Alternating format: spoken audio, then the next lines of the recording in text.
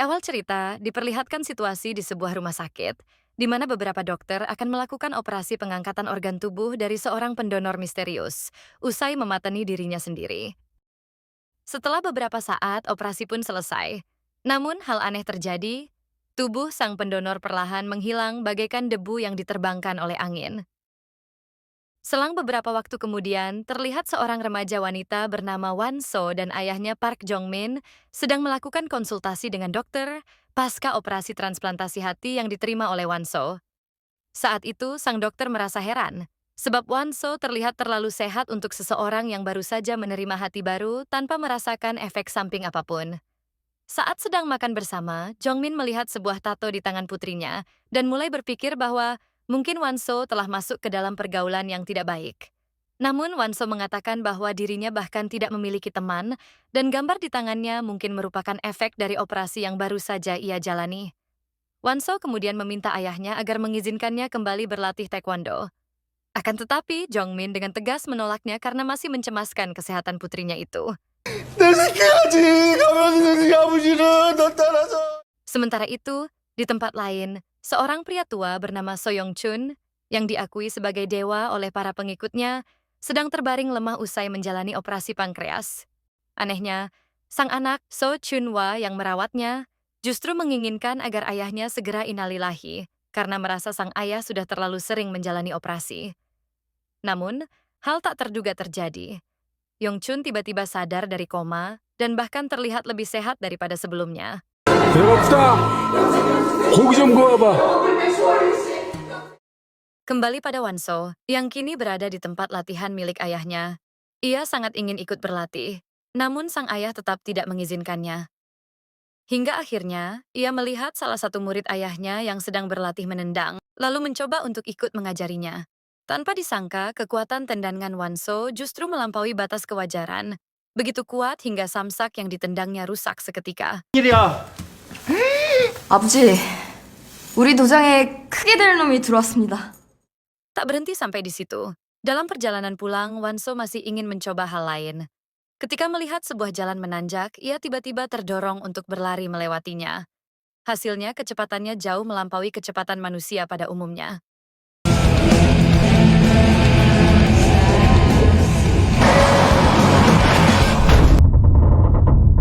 Rupanya kejadian itu direkam oleh seseorang dan diunggah ke internet. Seorang pria melihat video tersebut, lalu mulai menguntit aktivitas Wanso. Ketika Wanso sedang bersiap untuk kembali menguji kekuatannya, ia menyadari bahwa ada seseorang yang sedang memperhatikan dirinya. Ia pun berhasil menangkap basah seorang pria tak dikenal. Saat itu juga, Wanso melihat bahwa pria tersebut juga memiliki tato sama seperti miliknya.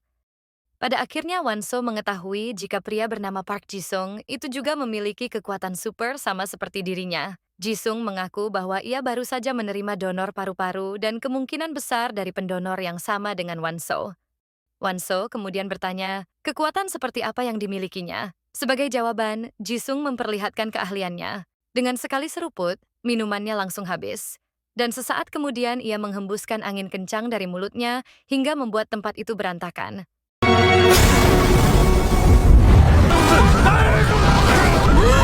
Saat itu, Jisung menawarkan kerjasama agar bersama-sama mencari 4 orang lain yang juga menerima donor organ dari pendonor yang sama.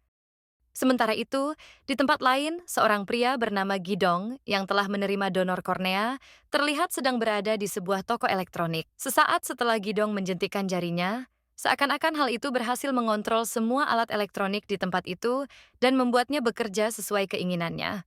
Bahkan, ia bisa mengontrol mesin permainan judi dan mendapatkan banyak keuntungan dengan kekuatannya itu.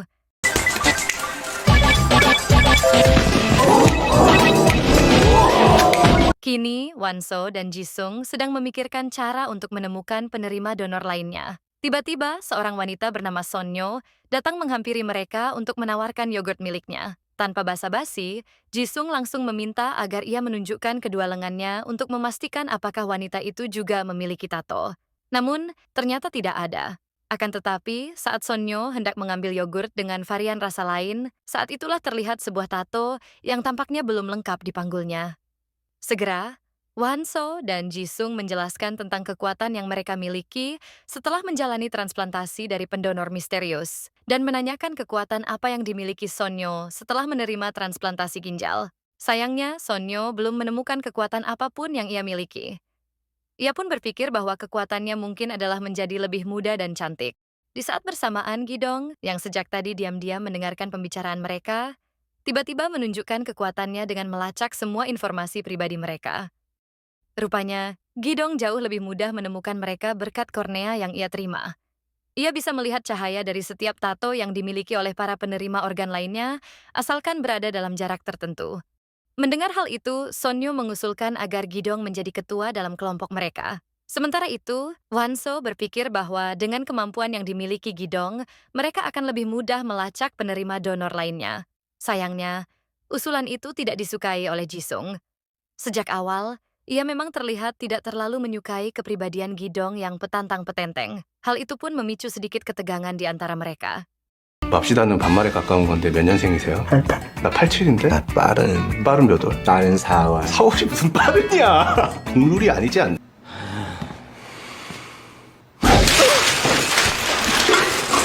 Di sisi lain, Chunwa dan salah satu pemimpin sekte bernama Byunchul sedang mempersiapkan sebuah acara besar yang biasanya diadakan untuk sang ayah, yang diakui sebagai dewa.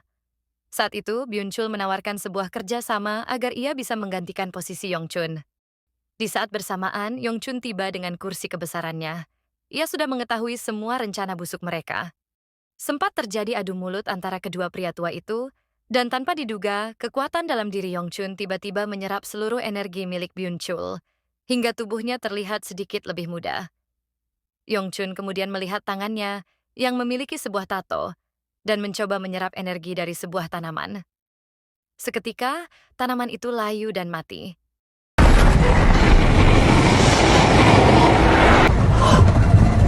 Adegan kemudian berpindah, memperlihatkan situasi di sebuah area konstruksi.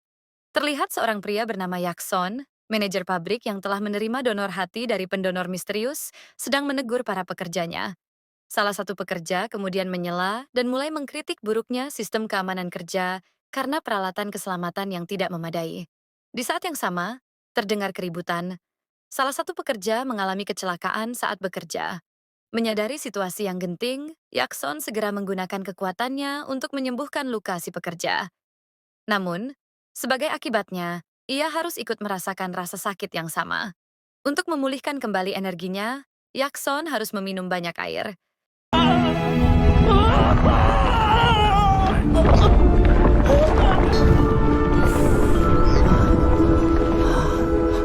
Akhir pekan dimanfaatkan oleh Wanso dan Jisung untuk mengasah kekuatan mereka.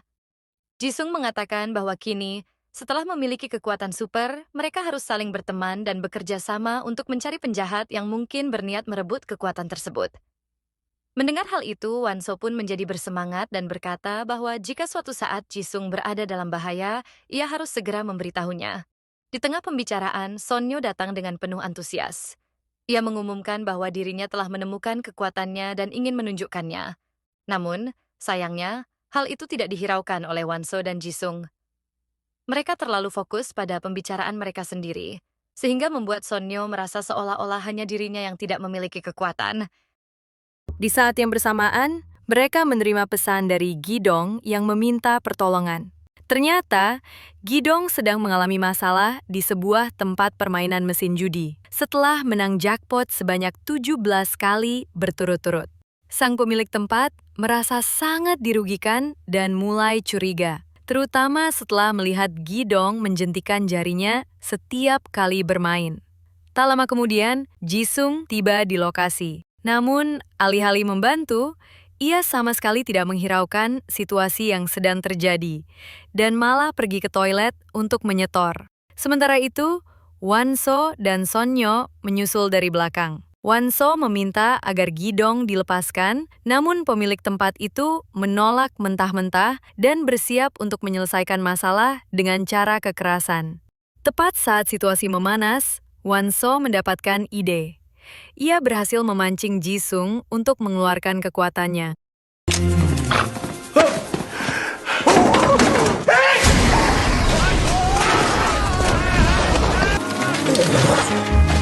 Sementara itu, di luar telah berkumpul orang-orang suruhan Chunwa yang diperintahkan untuk mencari para penerima organ yang diyakini kini memiliki kekuatan super.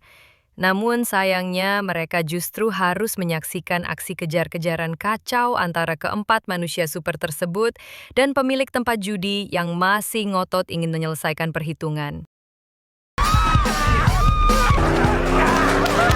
저게 뭐고? 야, 초월해봐.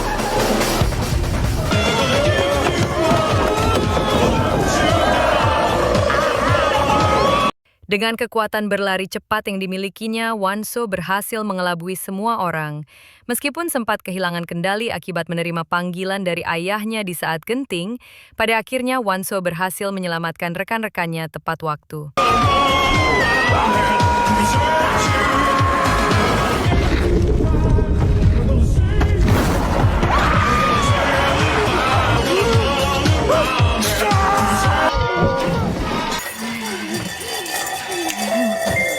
사인이요.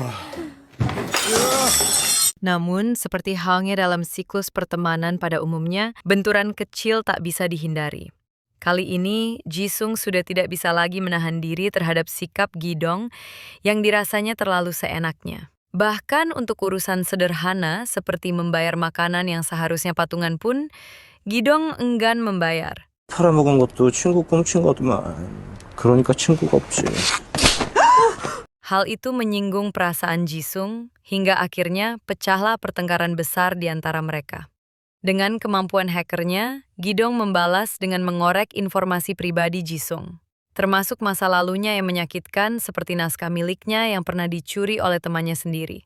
Tentu saja hal itu membuat Jisung semakin marah. Meskipun Wanso dan Sonyo terus berusaha melerai mereka, berharap bahwa kini mereka semua sudah menjadi teman, amarah Jisung sudah terlanjur memuncak. Dalam luapan emosinya, Jisung bahkan mengatakan bahwa satu-satunya alasan ia bertahan adalah karena kasihan pada Wanso. Ucapan itu bukan hanya menyakiti Wanso, tapi juga membuat Sonyo ikut terkena imbas dari pertengkaran tersebut.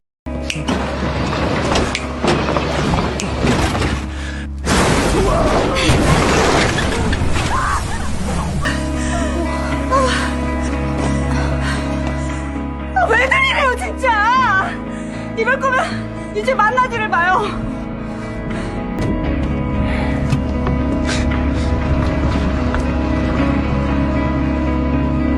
Pertengkaran yang terjadi dan ucapan Jisung padanya benar-benar melukai perasaan Wanso.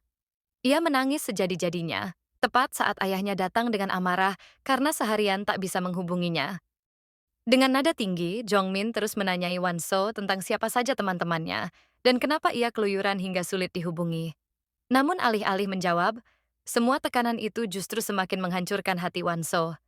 Ia merasa tidak ada satupun orang yang benar-benar tulus ingin berteman dengannya. Dengan air mata yang belum kering, Wanso akhirnya meledak. Ia mengatakan bahwa ia muak dengan semua perlakuan ayahnya, terutama penjagaan ekstra yang selalu membuatnya merasa terkekang, seolah tak dipercaya menjalani hidupnya sendiri. Sementara itu, Sonyo terlihat mengunjungi seorang pria yang sedang koma di rumah sakit. Ia meletakkan beberapa botol minuman Yakult di atas meja, lalu bersiap untuk pergi.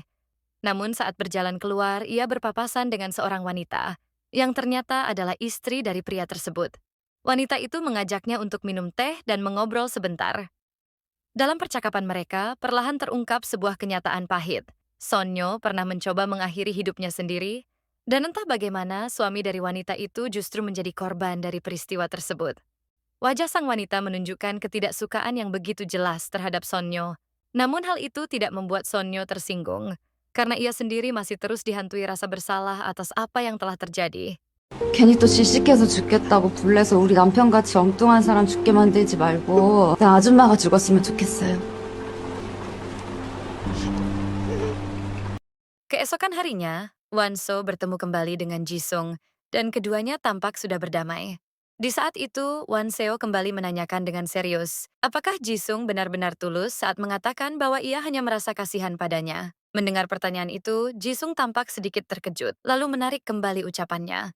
Ia mengakui bahwa kata-katanya saat itu berlebihan, dan meminta Wan Seo untuk menyampaikan permintaan maafnya pada Sonyo. Namun, alih-alih menanggapi dengan emosi, Wan Seo justru mengajaknya bertemu dengan yang lain. Ia memberitahu bahwa mereka telah menemukan keberadaan penerima donor hati. Namun, sepertinya Jisung masih belum ingin bergabung. Ia bahkan tidak datang ke tempat yang sudah disepakati. Sementara Sonyo mulai merasa dirinya tidak dibutuhkan karena merasa tidak memenuhi syarat untuk menjadi seorang pahlawan super yang menolong orang. Mendengar hal itu, Wan So mencoba membujuknya. Namun sepertinya, keputusan Sonyo sudah final. Situasi pun menjadi tegang. Gidong yang mulai kesal akhirnya ikut-ikutan ingin berhenti. Namun tepat di saat itu, terdengar suara ledakan dari arah area konstruksi tempat Yakson, sang penerima donor hati bekerja. 오늘부로 해산! 단톡 광고 폭파! Rupanya, sebuah insiden telah terjadi. Semua pekerja, termasuk Yakson, terlihat panik dan berlari mencari jalan keluar. Namun sebagai manajer konstruksi, Yakson tetap bertahan untuk memastikan tidak ada satupun pekerja yang tertinggal di dalam. Saat itulah, ia melihat seorang pekerja bernama Lee terjebak di dalam ruangan yang menjadi pusat ledakan. Yakson mencoba menyelamatkannya, namun ledakan susulan kembali terjadi. Beruntung, Wan So dan yang lainnya tiba tepat waktu. Dengan kekuatannya, Wan So berhasil membuka pintu besi yang terkunci. Namun saat tiba di pintu berikutnya, kekuatannya masih belum cukup. Kini giliran Gidong mengambil peran. Dengan satu jentikan jarinya, pintu itu pun terbuka. Namun mereka semua masih ragu untuk membuka pintu terakhir, yaitu ruangan tempat Lee terperangkap. Saat itulah Jisung akhirnya muncul dengan percaya diri. Dengan kapasitas paru-parunya yang besar, meminta pintunya segera dibuka. Gidong mengatakan jika dirinya akan menjadi navigasi untuk menuntun Jisung masuk ke dalam. Namun lagi-lagi Jisung tidak terima dirinya diperintah seperti itu, dan kembali terjadi pertengkaran di antara mereka. Namun, amarah Sonyo yang sudah tidak bisa dibendung akhirnya meledak. 이 씨발 쌍놈 새끼들아 아주 눈만 마주치면 쌍거라 쌍쌍 노리면서 쌍으로 지랄 연병들이야 이 미친 새끼들 빨리 앉아들어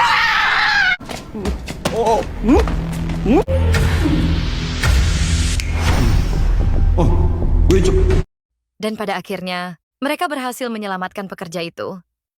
Sesaat setelah Lee berhasil dikeluarkan dari ruangan, Yakson tahu bahwa kini giliran dirinya untuk menyembuhkan luka parah yang diderita Lee. Dengan tenang, Yakson membuka kancing lengan bajunya, memperlihatkan sebuah tato di lengannya yang langsung terlihat jelas oleh yang lain. Ia kemudian memegang bagian tubuh Lee yang terluka, dan keajaiban pun terjadi. Luka dan rasa sakit Lee perlahan berpindah ke tubuh Yakson. Yakson tampak kesakitan. Energinya mulai terkuras hingga ia hampir tak sanggup berdiri. Dengan suara lemah, ia meminta air. Tanpa menunggu lama, Gidong langsung berlari untuk mencari air. Sementara itu, Sonyo yang melihat kondisi Yakson semakin memburuk bahkan sampai mengeluarkan darah tak bisa menyembunyikan kekhawatirannya. Di tengah kepanikan itu, secara tidak sengaja Sonyo menyentuh tangan Jisung. Seketika, sebuah peristiwa ajaib terjadi.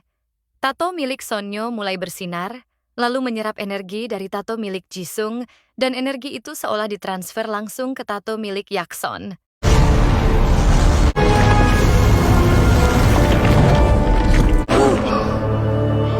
Rupanya, itulah kekuatan tersembunyi yang dimiliki Sonyo, kemampuan untuk menjadi penyalur energi di antara para penerima organ. Namun, kebahagiaan itu tidak bertahan lama, sebab situasi tampaknya mulai tidak kondusif. Saat semuanya bersiap untuk pergi, Sonyo baru menyadari bahwa Gidong belum juga kembali. 기동 씨 어딨어요? Sementara itu, Gidong yang tengah membawa air dengan penuh percaya diri, rupanya tersesat saat mencoba mencari jalan kembali ke tempat yang lain. Namun, situasi menjadi genting saat ia mendapati banyak percikan listrik yang muncul dari berbagai arah, membuatnya mulai panik. Di tengah kepanikan itu, Gidong melihat cahaya terang yang menyilaukan. Kilatan itu memicu kembali trauma masa kecilnya, membuatnya sejenak kehilangan fokus.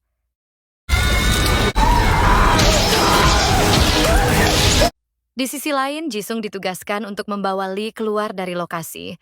Sementara Yakson memimpin jalan untuk mencari tempat penyimpanan air. Dalam pencarian itu, mereka menemukan kacamata milik Gidong yang tertinggal di salah satu ruangan. Namun karena ruangan yang hendak mereka periksa dipenuhi gas, mereka memerlukan tabung oksigen. Tanpa diduga, Jisung tiba-tiba kembali masuk ke dalam dan memutuskan untuk menyelamatkan Gidong. Sementara di dalam, Gidong hampir kehabisan napas akibat menghirup terlalu banyak gas. Beruntung, Jisung datang tepat waktu dan tanpa ragu memberikan napas buatan untuk menyelamatkannya. Setelah aksi penyelamatan yang penuh ketegangan, kelima superhero itu akhirnya menghabiskan waktu bersama dalam suasana yang lebih santai. Di momen itu, Yakson memperkenalkan dirinya secara resmi, beserta kekuatan yang dimilikinya. Mengetahui bahwa Yakson memiliki kemampuan untuk menyembuhkan berbagai luka dan penyakit, Sonyo tampak begitu terpukau. Ia bahkan menyebut Yakson sebagai pahlawan sejati. Namun, dengan rendah hati, Yakson justru menganggap Sonyo lah pahlawan yang sebenarnya karena telah menyelamatkan hidupnya saat di lokasi kejadian. Ucapan itu membuat Sonyo terharu. Untuk pertama kalinya, ia merasa benar-benar dihargai dan memiliki sesuatu yang bisa dibanggakan. Karena kini mereka semua telah berkumpul dan saling mengenal, Sonyo mengusulkan agar masing-masing memiliki nama panggilan superhero. 9걸 영어로 9 9걸 아저씨는 산소 탱크니까 탱크보이예요. 탱크보이. 아줌마는 뭐 하실 거예요? 그래서 후레쉬 걸 하려고 그랬는데 걸이 좀 그럴래나? 기동 씨는 블루투스맨 그 배터리맨. Keesokan harinya, saat sedang mengunjungi rumah sakit milik Yongchun, Yakson tanpa sengaja berpapasan langsung dengan pemimpin sekte tersebut. Para pengawal sempat melarang siapapun untuk naik lift. Namun, rupanya Yongchun mengenali Yakson sebagai salah satu pengikut setianya dan mempersilakannya naik lift bersama. Dalam perjalanan singkat di dalam lift, Yongchun menanyakan divisi tempat Yakson bekerja. Yakson menjawab bahwa dirinya adalah manajer konstruksi di perusahaan milik Yongchun, tepatnya di bagian pembuatan panggung utama. Saat hendak keluar dari lift, Yakson menyempatkan diri memberikan salam hormat kepada pria yang selama ini diakui sebagai dewa oleh para pengikutnya. Tanpa sengaja, gerakan itu memperlihatkan tato di lengannya. Yongchun menangkap detail kecil itu. Ia kembali menjabat tangan Yakson, kali ini dengan lebih lama memastikan apa yang dilihatnya memang benar. Dan benar saja, tatonya sama. Yongchun kini mengetahui bahwa Yakson juga merupakan penerima organ dari pendonor misterius yang sama dengannya. 허약선 7조장 몸 관리 잘하고 있어. 또 보자고.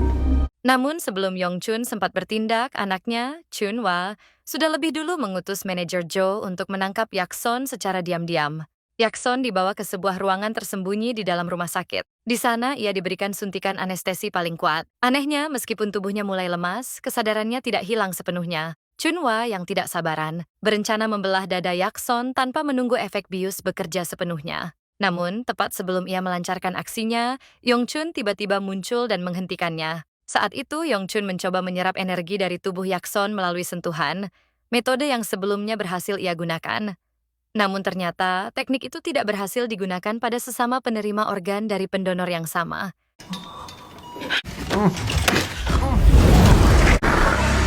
같은 동작끼리는 안 되는구나. 수술로 가자. Hal itu tentu saja membuat Chunwa naik pitam. Ia pun segera menyusun rencana baru menculik keempat orang lainnya sebelum dikelabui ayahnya. Tanpa membuang waktu, Chunwa mengirim orang-orang suruhannya untuk menangkap satu persatu dari mereka.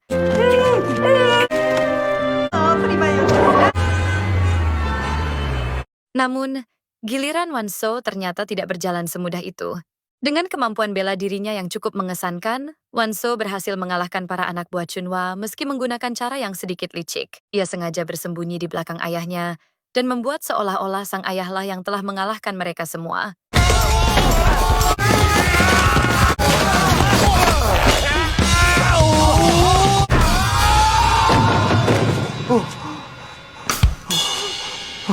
Para penyerang pun berhasil dikalahkan, sementara Jongmin kehabisan tenaga tapi tetap menyombongkan kekuatannya. Dan kini, ketiga manusia super yang berhasil ditangkap dikurung terpisah dengan penangkal kekuatannya masing-masing. Rupanya rencana Chunwa lagi-lagi disabotase. Bahkan dokter yang sebelumnya bekerja untuknya ternyata diam-diam bersekongkol dengan ayahnya. Dengan penuh amarah, Chunwa segera kembali ke kamar tempat ayahnya dirawat pasca operasi. Namun, yang ia temukan di sana membuatnya nyaris tak percaya. Di hadapannya berdiri seorang pria asing dengan wajah tampan, kulit kencang, dan aura muda yang menyilaukan. Pria itu lalu tersenyum tenang, menatapnya, dan memperkenalkan dirinya dengan santai sebagai ayahnya. Ternyata, setelah menerima sebagian hati milik Yakson, tubuh Yongchun mengalami perubahan drastis. Fisiknya seakan kembali ke masa kejayaannya, bahkan lebih muda dari anaknya sendiri. Tak lama kemudian, Yongchun terlihat memasuki sebuah ruangan tertutup, dikelilingi kaca dari segala sisi. Di sana, dia melihat sebuah penglihatan aneh, seperti mimpi tapi terasa nyata. Ia seakan dibawa ke dimensi lain. Dinding di hadapannya berubah menjadi pusaran cahaya berbentuk lingkaran. Saat dia mencoba mendekatinya, seberkas tangan misterius menyembul dari lingkaran itu, menariknya dengan paksa. Tubuhnya tertarik seketika, nyaris lenyap ke dalamnya.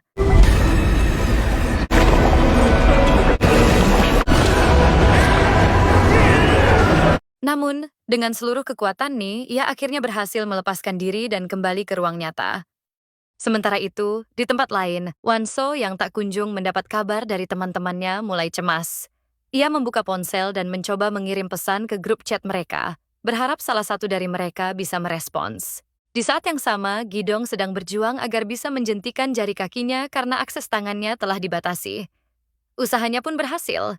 Pintu berhasil terbuka, namun sialnya di saat yang sama. Orang-orang suruhan Yongchun telah tiba, siap membawa Gidong ke ruang operasi untuk mengambil salah satu korneanya. Tapi Gidong menolak menyerah. Dalam sisa waktu yang ada, ia berhasil membuka pintu lain tempat Jisung dan Sonyo dikurung. Saat mengetahui jika Wanso tidak ada, dia pun mengirim pesan ke grup chat mereka untuk meminta pertolongan dan juga mengirim lokasinya. Pesan itu berhasil diterima dan dibaca oleh Wanso, yang langsung ingin pergi menolong teman-temannya. Namun, Jongmin tidak mengizinkannya.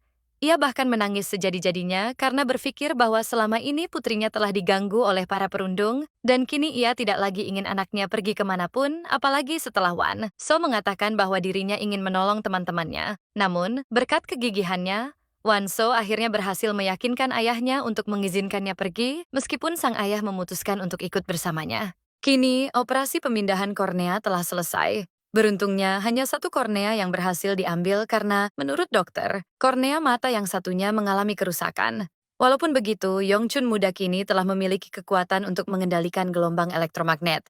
Sementara itu, Gidong yang menyadari salah satu kornea matanya telah diambil, meminta Yakson untuk menyembuhkannya. Namun, setelah sebagian hatinya diambil, Yakson telah kehilangan banyak energi. Kini digelar sebuah perhelatan besar-besaran bagi para pengikut sekte Segod, para pengikut setia Yongchun, yang telah berkumpul untuk menyambut kedatangannya. Namun, ketika sosok yang muncul bukanlah Yongchun yang mereka kenal, melainkan seorang pria muda, suasana pun mendadak sunyi. Yongchun muda kemudian memperkenalkan dirinya, tetapi tetap tidak mendapat respon apapun dari para pengikutnya. Ia pun memamerkan beberapa kekuatannya, namun bukannya merasa takjub. Mereka justru diliputi rasa takut.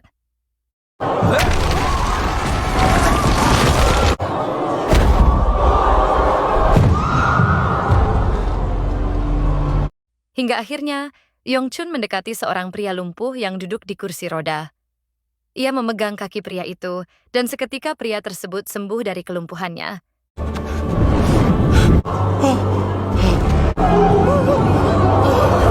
Ia juga menyembuhkan seorang anak kecil yang menderita asma, serta seorang pria yang tubuhnya dipenuhi luka bakar. Melihat semua itu, para pengikutnya kembali bersorak, meneriakkan namanya. Mereka merasa takjub, sebab kini Yongchun terbukti mampu menyembuhkan segala penyakit.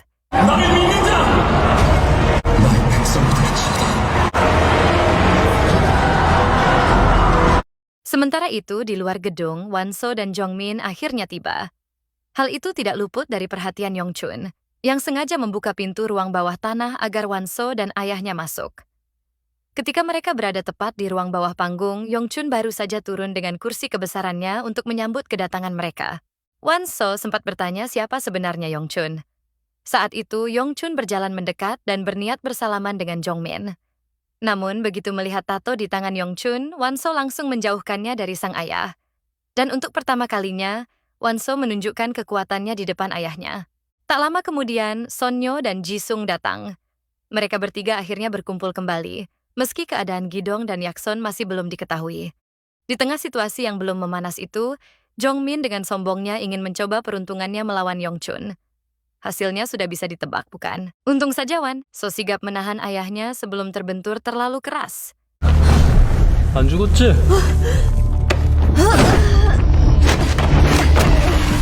Pergelutan pun tak bisa dihindari.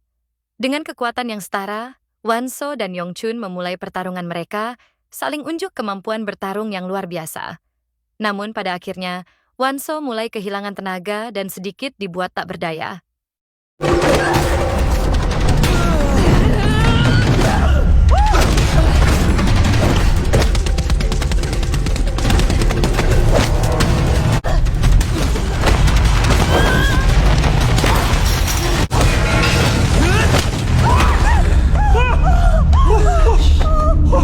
Melihat situasi itu, Jisung mencoba menyerang Yongchun agar menjauh dari Wanso, dan Sonyo bisa menyalurkan energinya kepada Wanso.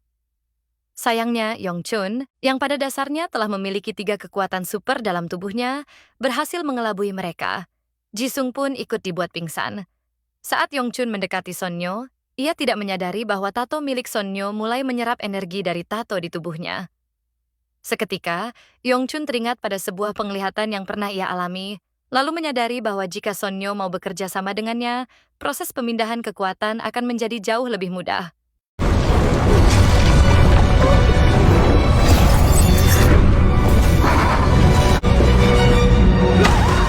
Yongchun terus mendesak Yakson agar semua ini diselesaikan tanpa pertumpahan darah. Namun di tengah situasi itu, Gidong tiba tepat waktu. Kekuatannya sudah sedikit pulih setelah mendapat penyembuhan dari Yakson. Kini, kelima manusia super telah berkumpul.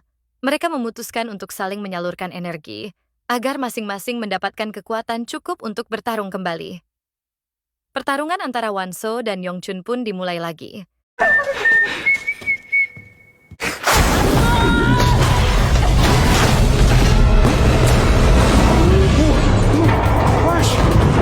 Kali ini, Wanso tidak sendirian. Keempat manusia super lainnya bergantian membantu, sambil saling menyalurkan energi untuk memperkuat satu sama lain.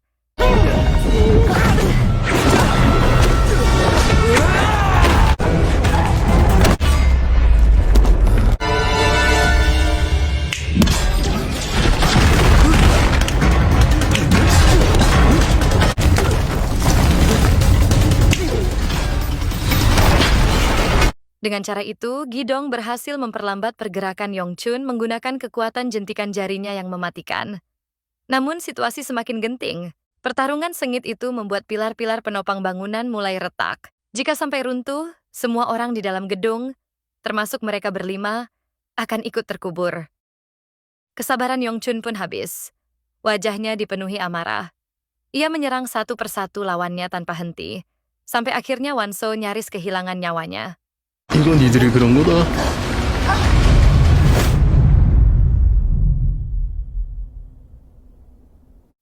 Di saat kritis itu, Yongchun kembali membujuk Sonyo untuk bekerja sama. Tapi dengan kecerdikannya, Sonyo berhasil membalik keadaan. Ia menggenggam tangan Yongchun, berpura-pura menyetujui ajakannya, lalu diam-diam menyalurkan energinya kepada Wanso. Sekejap, tubuh Wanso kembali pulih. Bahkan kali ini kekuatannya meningkat 2 kali lipat.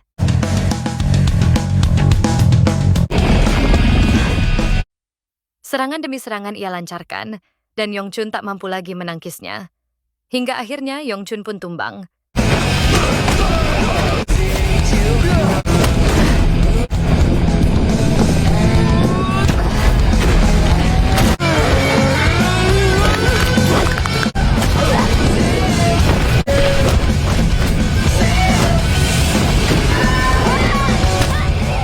Setelah berhasil mengalahkan Yongchun, masalah mereka belum benar-benar berakhir.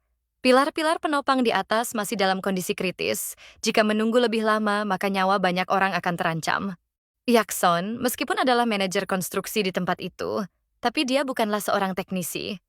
Ia hanya bisa berdiri cemas, tak tahu harus melakukan apa. Di tengah kepanikan, Gidong maju dan menawarkan diri untuk mengatasi kekacauan tersebut. Seluruh energi dari keempat rekannya disalurkan padanya, membuat tubuhnya kembali bertenaga penuh. Namun begitu ia sampai di depan pilar yang memercikan listrik ke segala arah, trauma masa kecilnya kembali menghantui. Ia hampir menyerah, sampai akhirnya ia menoleh dan melihat keempat rekannya menatap dengan penuh harapan. Rasa percaya diri pun perlahan mengalir kembali, dan dengan tenang, Gidong berhasil menstabilkan pilar itu dan menyelamatkan semua orang di atas sana.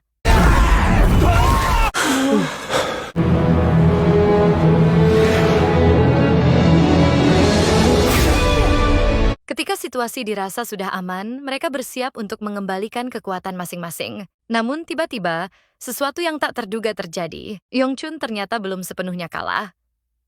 Dengan sisa tenaganya, ia menyerbu ke tengah lingkaran dan berusaha merampas seluruh kekuatan mereka sekaligus. 걸렸다.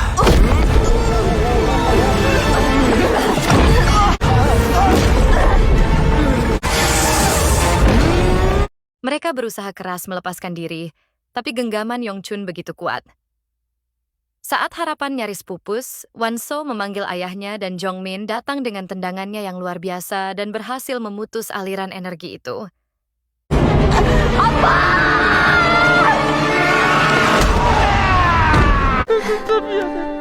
미안해 아빠가 미안해. Kekuatan Yongchun pun lenyap, tubuhnya perlahan kembali ke wujud fisiknya yang tua dan lemah. Dia pun dinaikkan kembali agar dilihat oleh para pengikutnya yang hanya bisa terpaku menyaksikan sang pemimpin mereka kini tak berdaya.